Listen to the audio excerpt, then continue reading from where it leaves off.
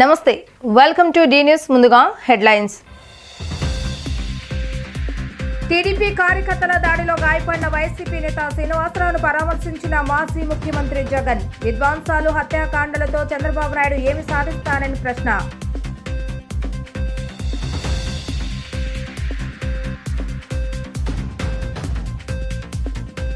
రాష్ట్రంలో చేనేతకు పూర్వ వైభవం తెస్తామన్న చేనేత జోలి బీసీ సంక్షేమ శాఖ మంత్రి సవిత. చేనేత కళాకారులకు ప్రతి ఒక్కరూ అండగా నిలవాలని పిలుపు.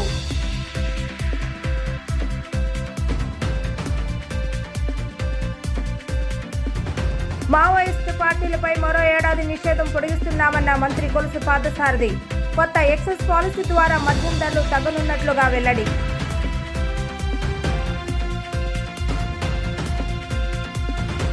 చిట్టినగర్ సొరంగం వద్ద విరుగుపడ్డ కొండ చర్యలు. ఎటువంటి ప్రమాదం జరగకపోవడంతో ఊపిరి పీల్చుకున్న అధికారులు. విధ్వంసాలు, హత్యాకాండలతో ముఖ్యమంత్రి చంద్రబాబు నాయుడు ఏం సాధిస్తారో చెప్పాలని వైసీపీ అధ్యక్షుడు వైఎస్ జగన్మోహన్ రెడ్డి ప్రశ్నించారు. కక్షలు, కార్పణ్యాలు తీర్చుకోమని సీఎం గ్రీన్ సిగ్నల్ ఇవ్వటం వల్లే రాష్ట్రం రావణ కష్టంగా మారిందని అన్నారు. గ్రామ స్థాయి నుండి ఈ అరాచకం ప్రారంభమైందని ఆగ్రహాన్ని వ్యక్తం చేశారు. జగ్గేపేటలోని టీడీపీ పార్టీ కార్యకర్తల దాడిలో గాయపడి ఒక ప్రైవేటు హాస్పిటల్లో చికిత్స పొందుతున్న వైసీపీ నేతలు శ్రీనివాసరావు, గోపి, రామకృష్ణ తదితరులను వైసీపీ అధ్యక్షుడు వైఎస్ జగన్మోహన్ రెడ్డి పరామర్శించారు. ఈ సందర్భంగా వారి ఆరోగ్య పరిస్థితిపై వైద్యులను అడిగి తెలుసుకున్నారు. చికిత్స పొందుతున్న వైసీపీ శ్రేణులకు జగన్ భరోసా కల్పించారు. అనంతరం వైఎస్ జగన్మోహన్ రెడ్డి మాట్లాడుతూ, అరాచకాలు చేస్తే ప్రజలు, పార్టీ కార్యకర్తలు భయపడతారని సీఎం చంద్రబాబు నాయుడు ఆలోచన చేస్తున్నారని, ముఖ్యమంత్రి ఆలోచన తప్పని జగన్మోహన్ రెడ్డి వివరించారు. ఓపిక నశిస్తే పార్టీ కార్యకర్తలు, ప్రజలు తెలుగుదేశం కార్యకర్తలపై తిరగబడతారని జగన్ హెచ్చరించారు. వైసీపీ కార్యకర్తలపై దాడులు చేస్తే వారిని మానసికంగా, శారీరకంగా ఇబ్బందులకు గురి చేస్తున్నారని ఆయన ఆరోపించారు. గాయపడిన వారు న్యాయం చేయాలని పోలీస్ స్టేషన్లకు వెళితే తిరిగి బాధితులపైనే కేసులు పెడుతున్నారని అన్నారు. జగన్ వెంట మాజీ మంత్రులు, శాసనసభ్యులు, పార్టీ కార్యకర్తలు పాల్గొన్నారు.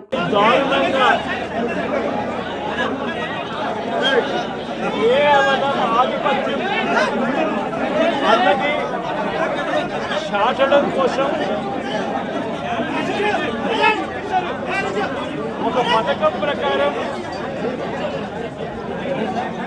అక్కడ కర్రలతో అతి దారుణంగా దాదాపుగా 20 మంది కలిసి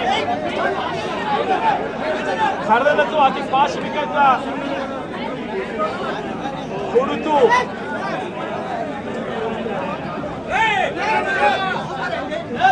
చివరికి హాస్పిటలైజ్ అయి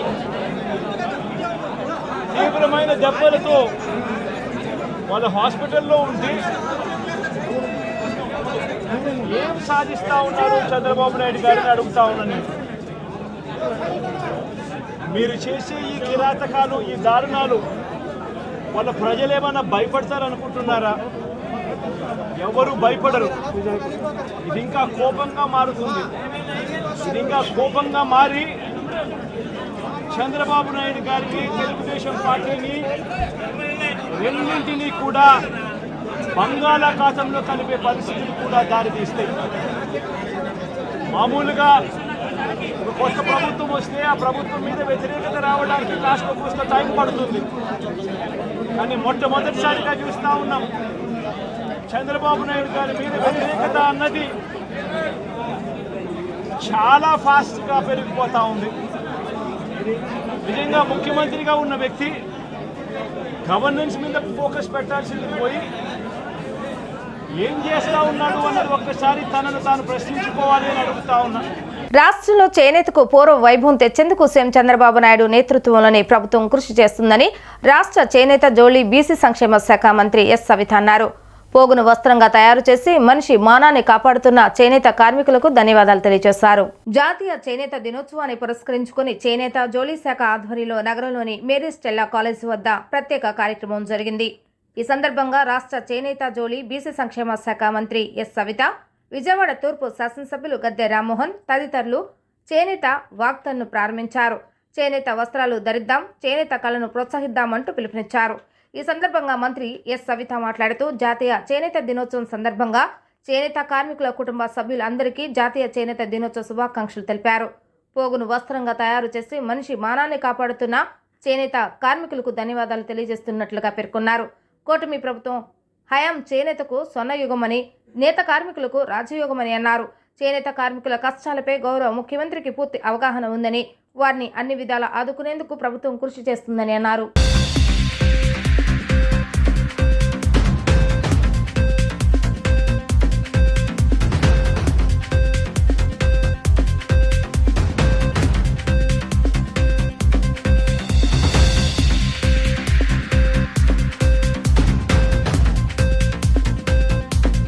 అందరికీ నమస్కారం. ఈరోజు జాతీయ హ్యాండ్లూమ్ దినం సందర్భంగా చేనేత కార్మికులందరికీ శుభాకాంక్షలు తెలియజేస్తున్నాం. ఎందుకంటే పోగుని వస్త్రంగా మార్చి మనిషి మానాన్ని కాపాడే వస్త్రాన్ని తయారు చేసే చేనేత కార్మికులందరికీ ప్రత్యేకమైన ధన్యవాదాలు కూడా తెలియజేస్తున్నాం.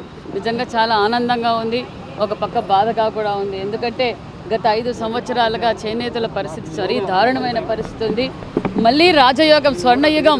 ఈ గతంలో 14 నుంచి 19లో రాష్ట్రం విడిపోయిన చంద్రబాబు నాయుడు గారు చేనేతలకు పెద్దపీట వేసి అన్ని విధాలుగా వాళ్లకు ఆసరాగా ఉండి వాళ్ళ జీవనోపాధి కోసం అనేక సంక్షేమ పథకాలు కూడా చంద్రబాబు నాయుడు గారు అమలుపరిచారు. మరి గత 5 సంవత్సరాలుగా నా బీసీలు, నా ఎస్సీలు, నా ఎస్టీలు, నా చేనేతలు అని చెప్పి ఓటేయించుకొని చేనేతలను ఒక పక్క రాష్ట్ర వ్యాప్తంగా అన్నీ భూస్థాపితం చేశారు. మరి చేనేతలు కూడా ఈరోజు చాలా చోట్ల వాళ్ళు వలసపోయే పరిస్థితికి వచ్చింది. అదేవిధంగా కొన్ని చోట్ల ఆత్మహత్యలు కూడా చేసుకున్నారు. ఎందుకంటే వాళ్ళు తయారు చేసిన వస్త్రాలని కొనుగోలు చేసేవారు లేరు. వాళ్ళ పాతిగతి లేకుండా వాళ్ళ గతంలో తెలుగుదేశం ప్రభుత్వంలో ఏమైతే మన సంక్షేమ పథకాలు అందజేశామో అవన్నీ పూర్తి బంద్ చేసి నేతన్న నేస్తామని చెప్పి 24,000 రూపాయలు అందజేశారు. ఆ 24,000 రూపాయలు కూడా నేతన్నలకు ఇవ్వకుండా వైసీపీ కార్యకర్తలకు అందజేసి నిజంగా చేనేత వ్యవస్థ నిర్వీర్యం చేసిన ఈ వైసీపీ ప్రభుత్వంలో చేనేత కార్మికులు చాలా ఇబ్బంది పడుతున్నారు. ఈరోజు స్వయాన ముఖ్యమంత్రి గారే చేనేతల దినోత్సవానికి చీరాలలో కూడా పాల్గొనడం నిజంగా చాలా ఆనందంగా ఉంది. ఎందుకంటే చేనేతల సమస్యలు చంద్రబాబు నాయుడు గారికి, లోకేష్ బాబు గారికి బాగా తెలుసు. వాళ్ళని పూర్వ వైభవం తీసుకొస్తామని కూడా తెలియజేస్తూ మరొకసారి చేనేత కుటుంబ సభ్యులందరికీ మరొకసారి చేనేతల దినోత్సవ శుభాకాంక్షలు తెలియజేస్తున్నాం. మావోయిస్టుల పార్టీలపై మరో ఏడాది నిషేధం పొడిగిస్తూ కేబినెట్లో నిర్ణయం తీసుకున్నట్లుగా మంత్రి కొలుసు పార్థసారథి తెలిపారు. కొత్త వైద్య కళాశాలలో అదనంగా 380 పోస్టులకు ఆమోదం తెలిపామని అన్నారు.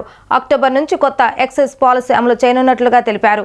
మద్యం ధరలు తగ్గిస్తామని వెల్లడించారు. ముఖ్యమంత్రి చంద్రబాబు నాయుడు నాయకత్వంలో జరిగిన కేబినెట్ మీటింగ్లో తీసుకున్న నిర్ణయాలపై మంత్రి కొలుసు పార్థసారథి మీడియాతో మాట్లాడారు. గత ప్రభుత్వం జారీ చేసిన 217, 144 జీవోలను రద్దు చేస్తామని అన్నారు. మత్స్యకారులకు నష్టం చేసేలా గత ప్రభుత్వం జీవో జారీలు చేసిందని ఆరోపించారు.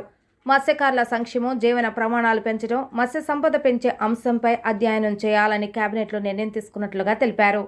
కొత్త వైద్య కళాశాలలో అదనంగా 380 పోస్టులకు ఆమోదం తెలిపామని అన్నారు. ఎక్సైజ్ శాఖపై సమావేశంలో చర్చించామని అన్నారు. ఎక్సైజ్ శాఖను ఏకీకృత పర్యవేక్షణకు నిర్ణయం తీసుకున్నామని అన్నారు. మెరుగైన ఎక్సైజ్ పాలసీని రూపొందిస్తున్నామని తెలిపారు. గత ప్రభుత్వం సరఫరా చేసిన మద్యం వల్ల ప్రజల ఆరోగ్యం దెబ్బతిందని అన్నారు. ఇకపై ప్రముఖ బ్రాండ్లను ఏపీ మార్కెట్లోకి తెస్తామని అన్నారు. అక్టోబర్ నుంచి కొత్త ఎక్సైజ్ పాలసీ అమలు చేయనున్నట్లుగా తెలిపారు. మద్యం ధరలు తగ్గిస్తామని అన్నారు.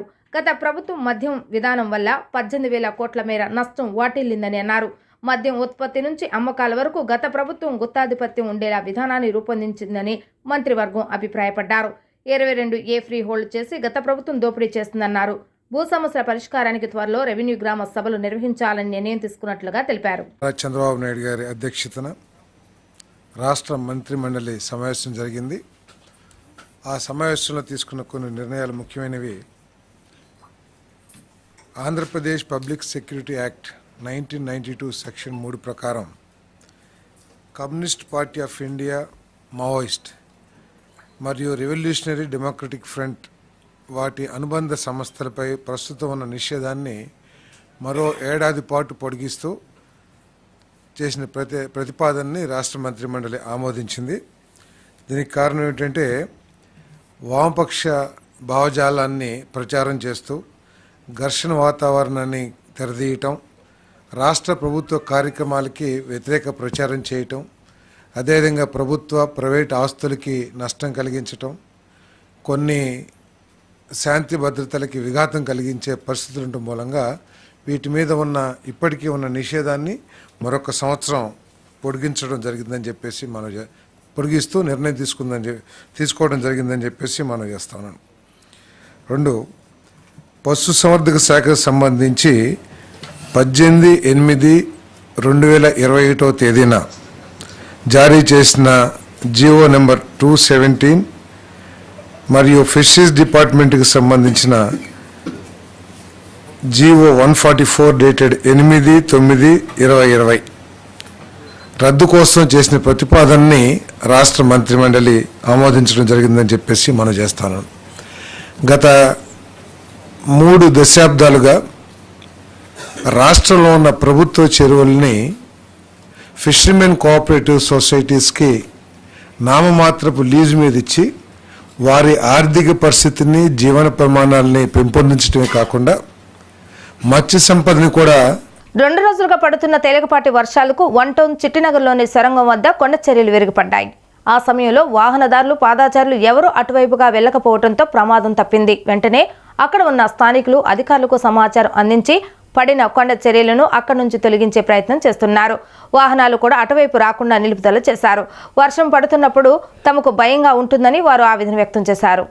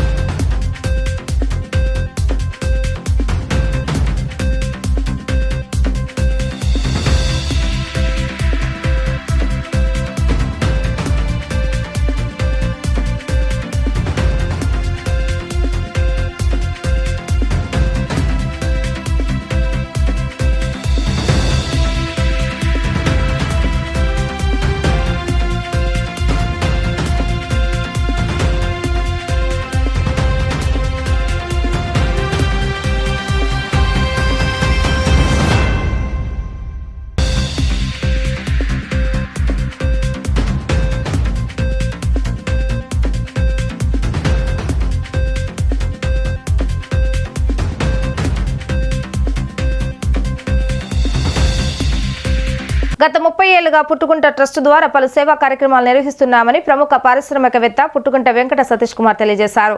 నిరుపేద విద్యార్థులకు ఉచితంగా విద్యకు నిధులు కేటాయించడంలో తాను ఎంతో సంతృప్తి చెందుతున్నానని వివరించారు. ఆపదలో ఉన్నవారిని ఆదుకోవటమే తమ ట్రస్ట్ ముఖ్య ఉద్దేశమని అన్నారు. తన ట్రస్ట్ సేవల్ని పలువురు ఆదర్శంగా తీసుకోవాలని ఆయన కోరారు. కంకిపాడు అయ్యన హోటల్లో ప్రముఖ పారిశ్రామికవేత్త పుట్టుగుంట వెంకట సతీష్ కుమార్ 52వ జన్మదిన వేడుకలు ఘనంగా జరిగాయి.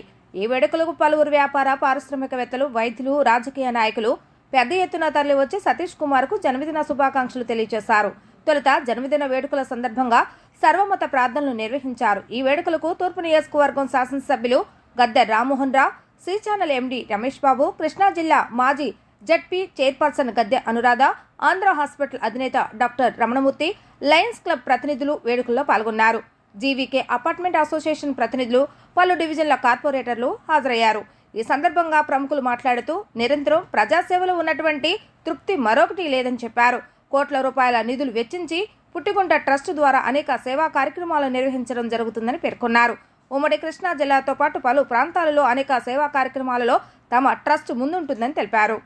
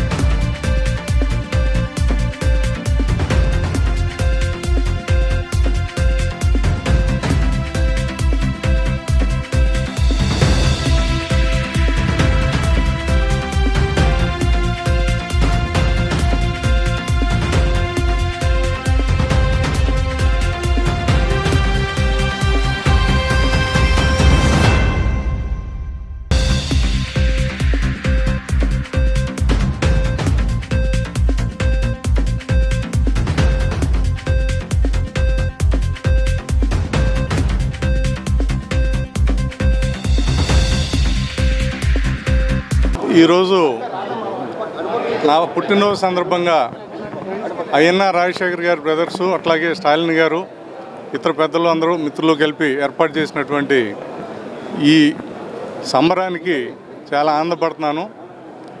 పుట్టినరోజు నాడు ఇది చేసుకోవటానికి నాకు అర్థం ఉందా లేదా అనేది ఆలోచించుకుంటే నాకు 1994 నుంచి మా అన్నయ్యని గద్దెరామ్మోహన్ గారు కానీ అనురాధ గారు కానీ వీళ్ళు నేర్పిన దీని ప్రకారం కొన్ని వేల మందికి, లక్షల మందికి ఉపయోగపడ్డాను. ఆ ఒక్క ఆనందంతో మాత్రమే ఈ సెలబ్రేషన్ చేసుకోవటానికి నాకు రైట్ ఉందని భావిస్తున్నాను. వాళ్ళు ఇచ్చినటువంటి స్ఫూర్తి వాటి వల్లే నేను సుమారు కొన్ని లక్షల మందికి కొన్ని కోట్ల రూపాయలు మా కుటుంబ కష్టాలతో ఉపయోగపడి ఎంతోమంది సహాయపడ్డా అనే తృప్తి ఉంది. అట్లాగే ఇక్కడికి వచ్చిన ప్రతి ఒక్కరికి ఇది అరేంజ్ చేసిన మిత్రులందరికీ నమస్కారాలు తెలియజేస్తాను. పుట్టగుంట సతీష్ గారికి జన్మదిన శుభాకాంక్షలు తెలియజేస్తూ, ఒక అన్నగా ఆయన యొక్క గొప్పతనం చెప్పాలంటే, నాకు తెలిసిన సర్కిల్లో అత్యధిక స్నేహితులు కలిగిన వ్యక్తుల్లో మొదటి వ్యక్తి పుట్టగుంట సతీష్ కుమార్ గారిని నేను భావిస్తాను. ఎందుకంటే ఎప్పుడు ఎవరికి ఏ అవసరం వచ్చినా కూడా తానే ముందు నిలబడి అవసరాలు తీర్చి వాళ్ళకి ఆనందం కలిగించే వ్యక్తి సతీష్ గారు. అంతేకాదు ఒక పరిశ్రమను పెట్టి వందలాది మందికి ఉపాధి కల్పించడమే కాకుండా తన స్వశక్తితో సంపాదించిన ఆర్థికంగా అనేక మందికి చదువుకోవాలనుకునే వాళ్ళకి చదువులు కానివ్వండి, ఏ రకంగా వాళ్ళకి సహాయం చేస్తే వాళ్ళ కుటుంబం నిలబడొద్దు ఆలోచన చేసి దాన్ని సద్వినియోగపడే విధంగా దాన ధర్మాలు చేసిన వ్యక్తి సతీష్ గారికి.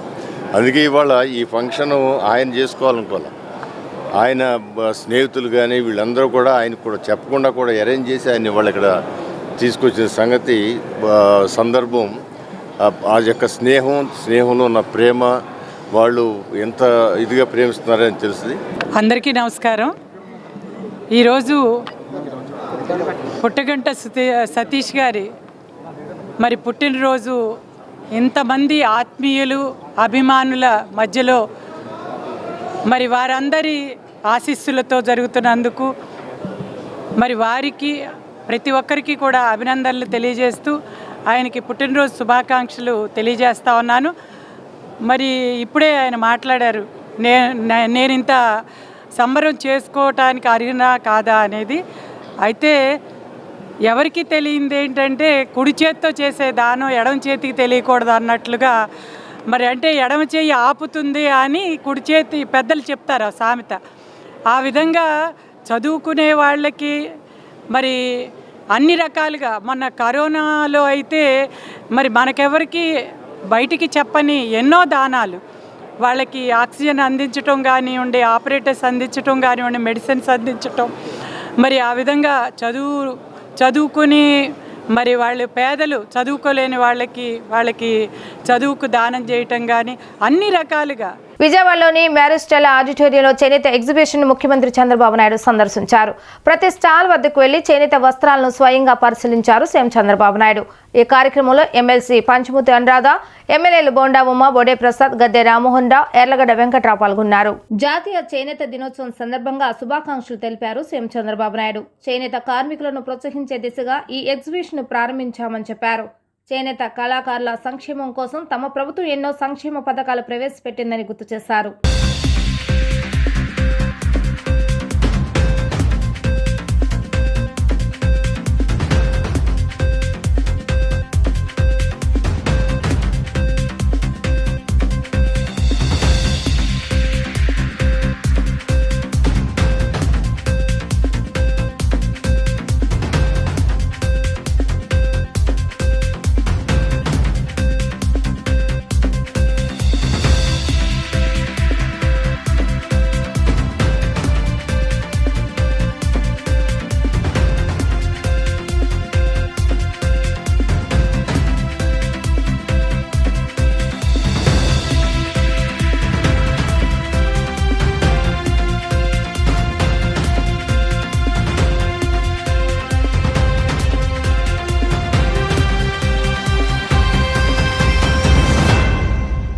ప్రజలకు పూర్తి మౌలిక వసతులు కల్పించి గ్రామాలను అభివృద్ధి చేయాలన్న రాష్ట్ర ముఖ్యమంత్రి ఆలోచనను ఆచరణలో పెట్టేందుకు భవిష్యత్ అవసరాలు ప్రజల సామాజిక అవసరాలను దృష్టిలో పెట్టుకుని గ్రామ సమగ్ర అభివృద్ధి ప్రణాళికలను రూపొందించాలని జిల్లా కలెక్టర్ జి సృజన అధికారులకు ఆదేశించారు. ప్రతి మండలానికి కేటాయించే నిధులతో పాటు డిఎంఎఫ్ నిధులను కూడా వినియోగించేలా చర్యలు తీసుకోవాలని అన్నారు. గ్రామాల సమగ్ర అభివృద్ధికి ప్రభుత్వ ఆలోచనలకు అనుగుణంగా సేవలందించి అభివృద్ధిలో అధికారులు భాగస్వాములు కావాలని కలెక్టర్ సూచించారు. గ్రామాల సమగ్ర అభివృద్ధికి చేపట్టాల్సిన ప్రణాళికలపై బుధవారం జిల్లా కలెక్టర్ జి సృజన కలెక్టరేట్లోని పింగళ వెంకయ్య సమావేశ మందిరంలో పంచాయతీరాజ్ రూరల్ డెవలప్మెంట్ RWS చెందిన ఇంజనీరింగ్ అధికారులతో సమావేశాన్ని నిర్వహించారు. సమావేశంలో జిల్లా కలెక్టర్ మాట్లాడుతూ ఇటీవల రాష్ట్ర ముఖ్యమంత్రి నిర్వహించిన కలెక్టర్ల సమావేశంలో గ్రామాల అభివృద్ధిపై ప్రత్యేకంగా ప్రస్తావించి దిశానిర్దేశం చేయడం జరిగిందని అన్నారు. గ్రామాలను అభివృద్ధి చేయడంలో అధికారులు ఆలోచన విధానంలో మార్పు రావాలని అన్నారు. ప్రజల ప్రస్తుత సామాజిక అవసరాలతో పాటు భవిష్యత్ అవసరాలను కూడా దృష్టిలో పెట్టుకుని ప్రణాళికలను రూపొందించుకోవాల్సిన అవసరం ఉందని అన్నారు. స్థానిక ప్రజా ప్రతినిధులు, గ్రామస్తులు, ఇంజనీరింగ్ అధికారుల సమన్వయంతో గ్రామాలలో క్షేత్రస్థాయిలో పర్యటించి రాబోయే 3 సంవత్సరాల్లో చేపట్టి పూర్తి చేయాల్సిన పనుల నివేదికను రూపొందించాలని అన్నారు. మౌలిక వసతులపైన రహదారులు, డ్రైన్లు, వీధి దీపాలు, వ్యక్తిగత మరుగుదొడ్ల నిర్మాణానికి సంబంధించి దశలవారీగా కలర్ కోడ్లతో ప్రతిపాదనలు రూపొందించాలని అన్నారు. ప్రస్తుతం చేపట్టి పూర్తి చేయాల్సిన పనులు, భవిష్యత్తులో చేపట్టాల్సిన పనులకు సంబంధించిన ప్రాధాన్యత క్రమంలో ప్రతిపాదనలు సమర్పించాలని అన్నారు. 2025 మార్చి నాటికి ప్రతి ఇంటికి త్రాగునీటి కుళాయిలను ఏర్పాటు చేసే లక్ష్యాన్ని దృష్టిలో పెట్టుకోవాలని అన్నారు. డ్రైన్ల నిర్మాణంలో శాస్త్రీయ దృక్పథాన్ని దృష్టిలో పెట్టుకోవాలని అన్నారు. ఉపాధి హామీ పనులలో కూలీలను పెద్ద ఎత్తున భాగస్వాములు చేసి పని కోరిన ప్రతి ఒక్కరికి పని కల్పించాలని, పనుల ప్రగతిని ప్రతిరోజు టెలికాన్ఫరెన్స్ ద్వారా సమీక్షిస్తామని చెప్పారు. శ్రావణంలో పవిత్ర పుణ్యక్షేత్రాలైన 7 జ్యోతిర్లింగాలను దర్శించుకునేందుకు భక్తులు, యాత్రికుల కోసం Indian railway catering and tourism corporation Bharat Gaurav ప్రత్యేక పర్యాటక రైలును నడపనుందని సంస్థ ఏజీఎం కిషోర్ సత్య తెలిపారు. ఆసక్తి కలిగిన వారు విజయవాడ IRCTC కార్యాలయం లేదా IRCTC వెబ్సైట్ ద్వారా టికెట్లు బుక్ చేసుకోవచ్చని తెలిపారు. రైల్వే స్టేషన్లోని తన కార్యాలయంలో IRCTC ఏజీఎం కిషోర్ సత్య విలేకరులతో మాట్లాడారు. 2 తెలుగు రాష్ట్రాల్లోని యాత్రికులు భారతదేశంలోని 7 జ్యోతిర్లింగాలను దర్శించుకునేందుకు ఈ నెల 17న విజయవాడ నుంచి సికింద్రాబాద్ మీదుగా ప్రత్యేక రైలు నడుస్తుందని పేర్కొన్నారు. 11 రాత్రులు 10 పగళ్లు ఈ యాత్ర కొనసాగుతుందని వివరించారు. ఉజ్జయినిలోని మహాకాళేశ్వర జ్యోతిర్లింగ దేవస్థానం, ఓంకారేశ్వర జ్యోతిర్లింగ దేవస్థానం, ద్వారకాలోని నాగేశ్వర జ్యోతిర్లింగ దేవస్థానం, సోమనాథ్లోని సోమనాథ్ జ్యోతిర్లింగ దేవస్థానం, నాసిక్లోని త్రయంబకేశ్వర జ్యోతిర్లింగ దేవస్థానం, పుణెలోని భీమశంకర్ జ్యోతిర్లింగ దేవస్థానం, ఔరంగాబాద్లోని గిఫ్టేశ్వర జ్యోతిర్లింగ దేవస్థానంతో పాటు ఇతర పుణ్యక్షేత్రాలను దర్శించుకోవచ్చని సూచించారు. ఈ నెల 17 నుంచి 28వ తేదీ వరకు సాగే ఈ ప్రయాణంలో ఉదయం అల్పాహారం, మధ్యాహ్నం, రాత్రి భోజన సదుపాయంతో పాటు పర్యాటక ప్రదేశాలను దర్శించుకునేందుకు రోడ్డు మార్గంలో రవాణా, హోటల్లో బస ఏర్పాట్లు ఉంటాయని వివరించారు. సమావేశంలో ఏం రాజా తదితరులు పాల్గొన్నారు.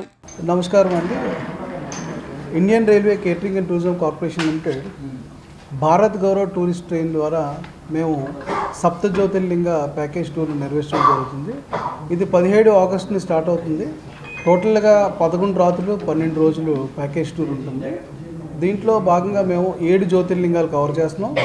ఉజ్జయిన్ ఓంకారేశ్వర్ మహాకాళేశ్వరం, నెక్స్ట్ దాని తర్వాత సోమనాథ్, ద్వారకా, దెన్ పూణే భీమాశంకరు, ఔరంగాబాద్లోని త్రయంబకేశ్వరు, నేను గృహేశ్వరు టోటల్గా కవర్ చేసుకుంటూ మేము కంప్లీట్గా 7 జ్యోతిర్లింగాలు కంప్లీట్ 11 డేస్ అండ్ 12 నైట్స్ టోటల్గా ప్యాకేజ్ టూర్ నడవలసి జరుగుతుంది. ఇది ప్యాకేజ్ ప్రైస్ ఏదైతే ఉందో 20,000 స్టార్ట్ అవుతుందండి.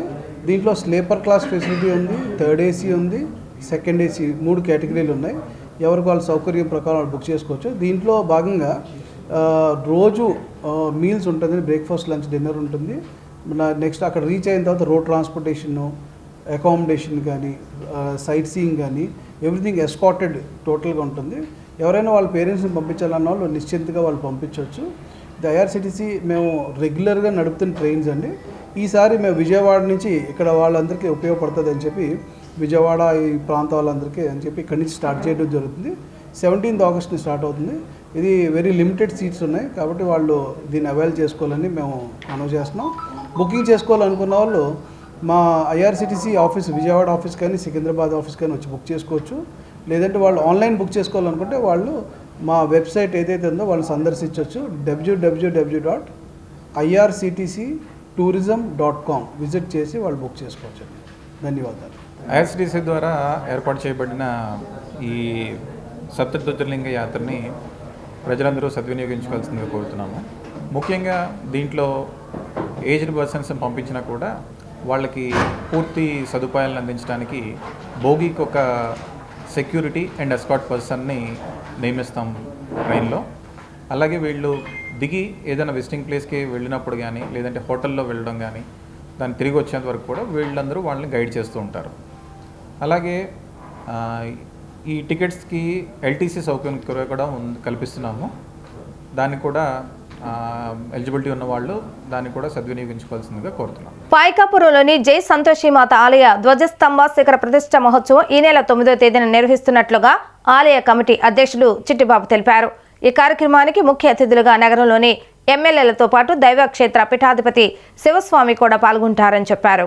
ఆలయ ఆవరణలో నిర్వహించిన విలేకరుల సమావేశంలో ఆలయ కమిటీ అధ్యక్షుడు చిట్టిబాబు మాట్లాడుతూ ఆలయ ధ్వజస్తంభ శిఖర ప్రతిష్ఠ మహోత్సవానికి శ్రీ శైవక్షేత్ర పీఠాధిపతి శివస్వామి, భువనేశ్వరి పీఠాధిపతి కమలానంద భారతీ స్వామి, ప్రముఖ శ్రీకృష్ణ తత్వ ప్రచారకులు రాధా మనోహర దాస్ స్వామీజీ తదితర పూజ్య స్వామీజీలు విచ్చేస్తున్నట్లుగా చెప్పారు.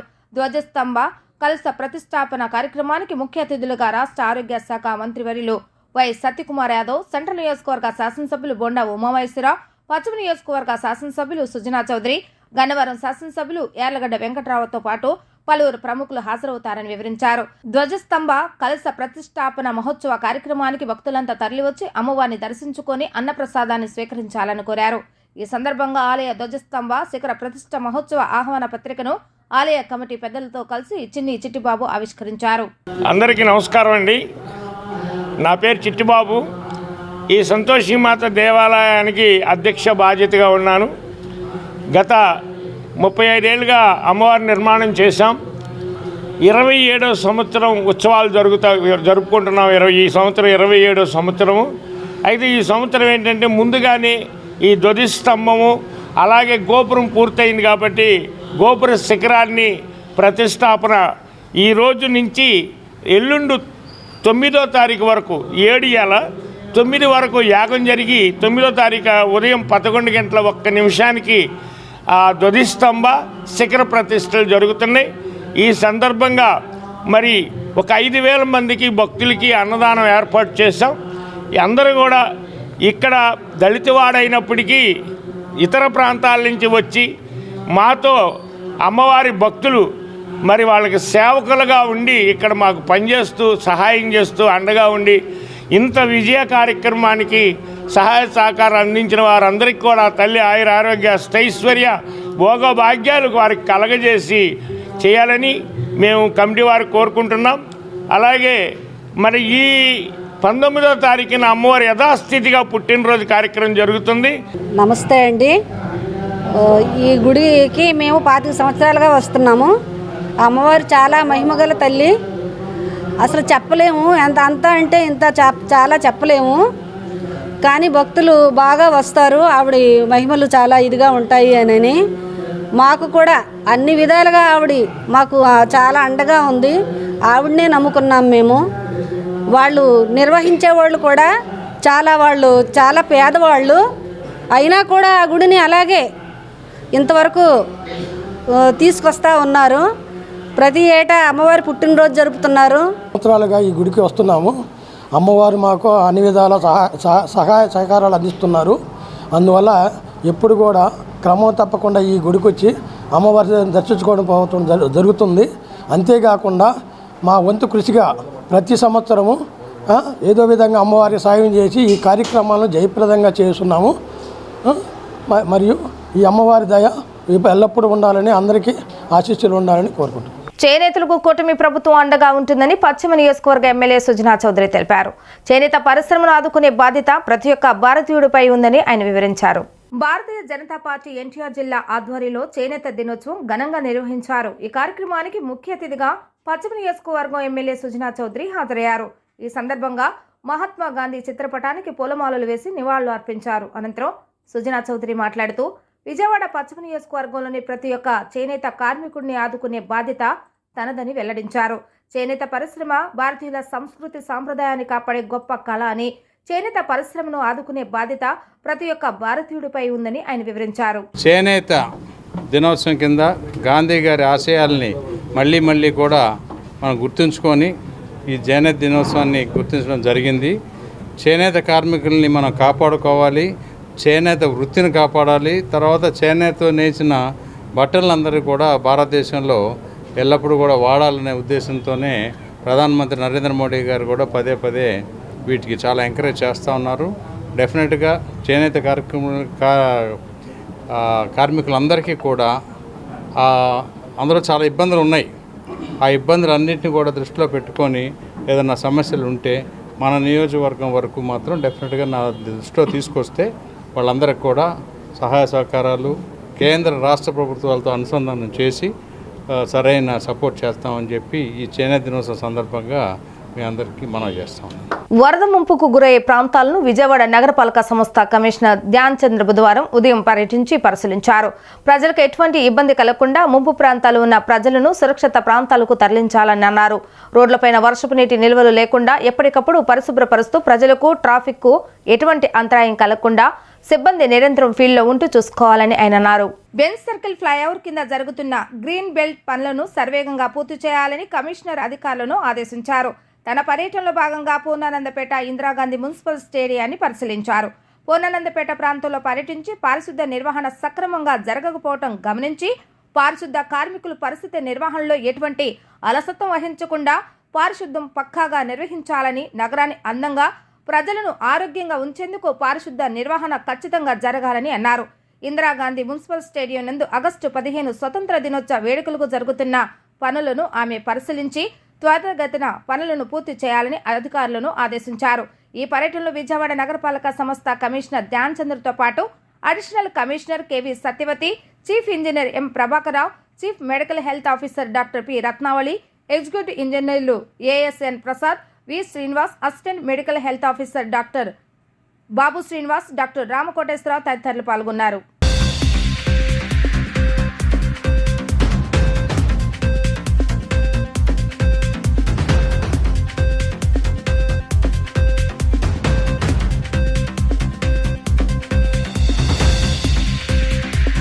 ఎగువ నుంచి ఎడతెరిపి లేకుండా కురుస్తున్న వర్షాలకు శ్రీశైలం నాగార్జున సాగర్ పులిచెంతల ప్రాజెక్టు గేట్లు ఎత్తివేయడంతో ప్రకాశం బ్యారేజ్కు వరద నీరు భారీగా చేరుతుంది. బ్యారేజ్ పూర్తి నీటి నిల్వ సామర్థ్యం 12 అడుగులకు నీటిమట్టం చేరుకున్న నేపథ్యంలో ఇన్ఫ్లో పెరుగుతున్న తరుణంలో అధికారులు 70 బ్యారేజ్ల గేట్లను ఎత్తి దిగువకు మిగులు జలాలను విడుదల చేస్తున్నారు. శ్రీశైలం నాగార్జున సాగర్ పులిచెంతల ప్రాజెక్టుల గేట్లు ఎత్తివేయడంతో ప్రకాశం బ్యారేజ్కు వరద నీరు పోటెత్తుతుంది. దీంతో బ్యారేజ్లోని మొత్తం 70 గేట్లను ఎత్తి 73,227 క్యూసెక్ల నీటిని దిగువకు విడుదల చేస్తున్నారు. మరోవైపు కాలువల ద్వారా 13,477 క్యూసెక్ల నీటిని విడిచిపెడుతున్నారు. రాత్రికి 1,50,000 క్యూసెక్లకు చేరుకునే అవకాశం ఉందని అధికారులు అంచనా వేస్తున్నారు. గేట్లు ఎత్తిన నేపథ్యంలో కృష్ణా, ఎన్టీఆర్ జిల్లాల అధికారుల సమన్వయంతో వ్యవహరిస్తున్నారు. దిగువ ప్రాంతాల ప్రజలను అప్రమత్తం చేశారు. కాలువల ద్వారా విడుదల చేసే వరద నీరు పూడిక ప్రభావంతో రోడ్లపైకి చేరుకోకుండా ఎప్పటికప్పుడు పర్యవేక్షిస్తున్నారు.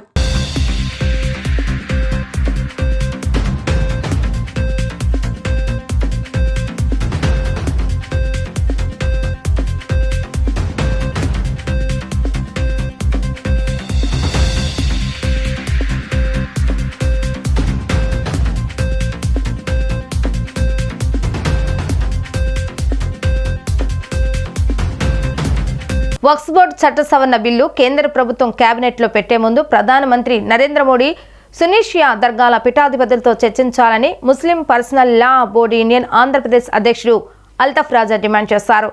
వక్ఫ్ బోర్డు కేవలం సునీషియా ముస్లిం మైనార్టీలకు సంబంధించిన ఆస్తులు మాత్రమే అని, ఈ వాస్తవాన్ని బిల్లులో ప్రవేశపెట్టండి కోరారు. సునీషియాకు సంబంధం లేని వ్యక్తులు వక్ఫ్ బోర్డును అక్రమంగా సున్ని ముసుగు వేసుకుని ఉద్యోగాలు, కమిటీల్లో చొరబడి దర్గాలు, పీర్ల పంజాల ఆస్తులకు అన్యాక్రాంత అవ్వటానికి ప్రధాన కారణం అవుతున్నారని, కాబట్టి వారిని తొలగించాలని ఆయన డిమాండ్ చేశారు.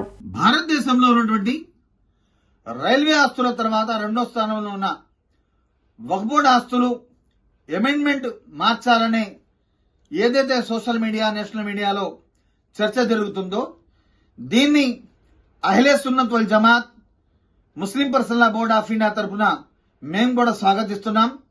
మీరు గతంలో ఏదైతే ప్రధానమంత్రి నరేంద్ర మోడీ గారు భారతదేశంలో ఉన్నటువంటి చరిత్ర కలిగిన దర్గాల పీఠాధిపతులతో సమావేశం నిర్వహించి మీరు ఆ రోజు ఆ సమావేశంలో పీఠాధిపతుల ద్వారా మీరు వాస్తవాలు కొన్ని మీ ముందు ఉంచడం జరిగింది. ఆ రోజు మాకు జరుగుతున్నటువంటి అన్యాయం అంటే ఈ దేశంలో ఉన్నటువంటి వక్ఫ్ బోర్డ్ ఆస్తులు ముమ్మాటికి సున్నీ షియాలకు సంబంధించినటువంటి ఆస్తులు మాత్రమే.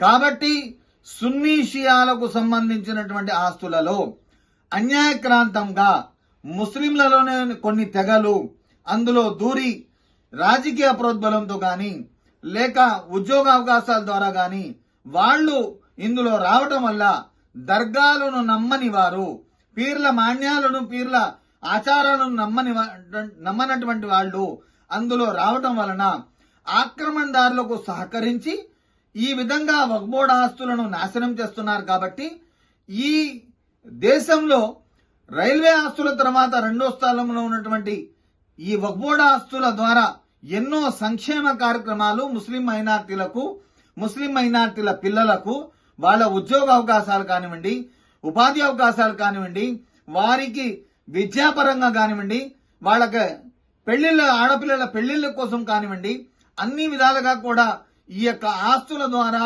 ఆదాయంతో వాళ్ళ బాగోగులు చేయొచ్చు.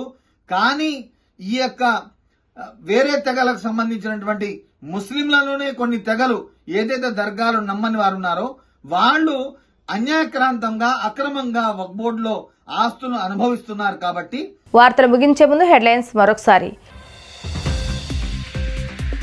టీడీపీ కార్యకర్తల దాడిలో గాయపడిన వైసీపీ నేత శ్రీనివాసరావును పరామర్శించిన మాజీ ముఖ్యమంత్రి జగన్. విధ్వంసాలు, హత్యాకాండలతో చంద్రబాబు నాయుడు ఏమి సాధిస్తారని ప్రశ్న.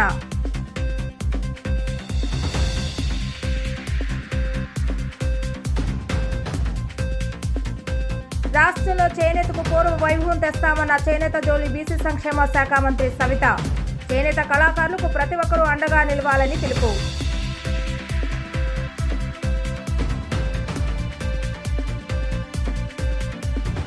మావోయిస్టు పార్టీలపై మరో ఏడాది నిషేధం పొడిగిస్తున్నామన్న మంత్రి కొలుసు పార్థసారథి. కొత్త ఎక్సైజ్ పాలసీ ద్వారా మద్యం ధరలు తగ్గనున్నట్లుగా వెల్లడి.